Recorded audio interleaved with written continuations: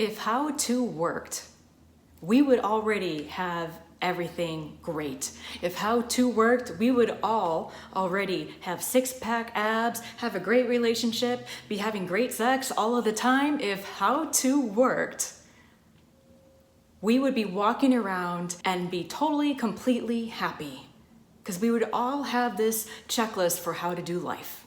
But as you don't need me to tell you, that's not how it works. I'm going to start with a story to illustrate how sometimes we give too much, and sometimes we have been conditioned to give too much, and we do so without even being conscious of it. I'm going to tell you about someone that I used to work with, and she was always the first one in, going the extra mile, doing things that weren't asked of her, but she wanted to help out, so she would take on more and more work. Later on, she reached out to me and she was complaining about how she was in so much physical pain. It was a very physical job. And she said, when I go home, I am just so tired. I can hardly move. My sciatic pain is acting up and I have all this low back issue and all these things happening. It's just, I've been doing so much. It's just so much. And I didn't know her very well, but I wanted to say to her, you know, you don't have to do quite so much. No one is asking you to do this, and you certainly aren't being compensated for it. And it's great that you want to go the extra mile, but maybe you can ease up on yourself a little bit. Maybe you can back off and provide that space for someone else to pick up the slack. You don't have to do it all. But I didn't say any of these things to her because, again, I felt like I don't really know her and it's really not my place to butt in and give her advice, and she wasn't asking me for advice. So this, I thought, illustrates very well sometimes what we do, whether it's in work, with our friends, with colleagues, in our relationships, or anywhere. Oftentimes, if you grew up in a household where you learned to be codependent, you learned to always do a little bit extra, to do the most, to give of yourself, to do the things that weren't asked of you, and to always anticipate the needs of others well before they have even asked you for those things. And the reason why you're so good at that is because that's how you were trained. You grew up learning from your own caretakers that this is what you needed to do to keep yourself safe. This is what you need to do to stay under the radar of maybe an imminent verbal attack, or maybe abandonment, or maybe rejection, or criticism, or any kind of judgment from those who were supposed to love you unconditionally. Well, what happened is as those people passed their wounds onto you, they didn't know how to heal themselves, and so they taught you that that's what you need to do in order to get love, and in order to get their approval, in order to fit in and to feel part of the family unit.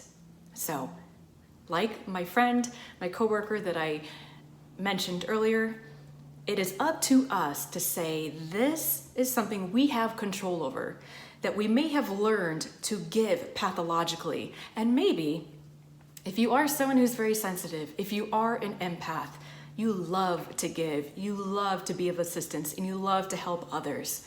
And it is harder for you to back off. You feel the urge, the impulse to help someone or to share something that you know or to give them something that you know that they need. However, sometimes it is okay to pull back, but doing so, if you're that kind of person, requires conscious effort and conscious restraint. This is really all about boundaries. And if you didn't watch my recent video on boundaries being too open, I will put a link to that video and I highly recommend you check that out. When our boundaries are too open, we sometimes try to be everything to everyone all of the time. And if you are one of those people, you know where it gets you. Tired, exhausted, worn out, resentful, angry, maybe wishing that someone would do for you what you give to them. Maybe thinking to yourself, I give and give so much and I am now depleted. It is when we give from a place of feeling filled up, our own cup is filled up and we feel good about ourselves and we have taken care of ourselves and we have loved ourselves and treated ourselves well, that our cup runs over and we are able to give to others from a place that is healthy and from a place of genuine wanting to help, not from a place of, I don't want them to feel what I went through. I don't want someone to feel the pain, the discomfort, the abandonment that I experienced. So I'm going to do for them what was never done for me. All too often, that is the motive of why we give too much. And what we have to realize is that we cannot fix, we cannot rescue, and we cannot save everyone. And sometimes the one that needs to be saved, the one that we need to be there for, is ourselves. We have to be there for ourselves first. Loving ourselves means that we do for ourselves all those things that we want to do for others. We want to help others and make them comfortable and let them know that they're not alone. And we want them to know that they have support, and we want to give them encouragement. But our own dialogue, our own inner self-talk is absolutely mean and nasty and brutal. So when we love ourselves, and how we can heal this wound is by changing how we talk to ourselves, how we think of ourselves. And if we are constantly putting ourselves down, but here, let me do something for you. Or if we're constantly looking in the mirror and we're like, oh, old, tired, didn't get enough sleep, fat, I have so much to do, I feel run down, I don't look good. If that's our self-talk, then what we need to do is go back to becoming more loving to ourselves. And you may say, okay, that's nice, that sounds great, but how do I do that? And to tie into my first point, how do you do that? By watching your thoughts and noticing, just becoming aware that you are doing that. Just by acknowledging as you're listening to me right now, yeah, I know I tend to do that. If that is your response, that is the first step. Self-awareness, having that consciousness that that is what you are doing. And little by little, we will have plenty of opportunities to practice that. Another way that our boundaries can be too open and we give too much is by often giving information to others that we do not want to give. Again, our boundary is wide open, and we may have been programmed that when we are asked a question, we better answer it. We better give a lot of detail. We better reveal everything and save nothing for our own self. We don't feel like we have the right to have that kind of privacy, that kind of, this is just for me, this is private. This is not for this person. I don't want to share this information with this person. This is a pattern of being overly compliant. And again, this is something that we learned. And we can unlearn this by realizing that we can take our power back. And when we do that, when we stand in our power, we realize, I don't have to give unnecessarily of myself. I don't have to reveal private things or anything about myself that I don't want to. I don't have to take care of someone else. I don't have to be so overly concerned about their feelings that I give something of myself that I don't feel good about giving. In essence, it's an attempt to please and get approval by being so open, by being overly available, by being too open. And that's what we need to work on.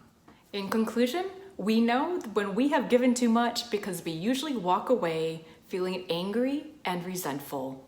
And if we listen to this, it is our biggest indication that we are not being loving to ourselves, that we need to have some better boundaries and take better care of ourselves, and to take that risk and say, this is not good for me right now, and I'm not going to agree to doing this, or I'm not comfortable sharing certain, things about whatever someone is asking, so I'm not going to do that, and I'm going to politely decline or say something nice so that I don't have to reveal what I am not comfortable revealing, because that is too personal for me to do, and that is okay.